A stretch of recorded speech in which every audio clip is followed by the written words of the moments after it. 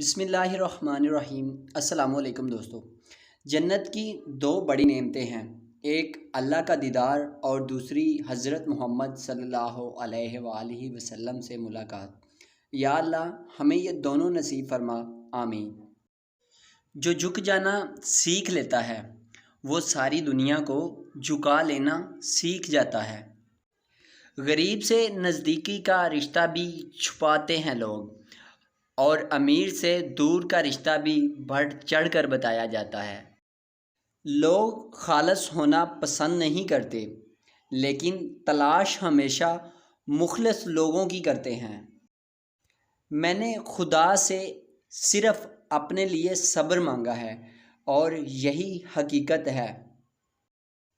حال پوچھ لینے سے کوئی ٹھیک نہیں ہو جاتا، بس اتنی تسلی ہو جاتی ہے کہ دنیا کی بھیڑ میں کوئی اپنا بھی ہے۔ جب کوئی شخص آپ سے ایک قدم پیچھے ہٹے تو آپ اس سے 4 قدم پیچھے ہٹ جائیے، اسی کو عزت نفس کہتے ہیں۔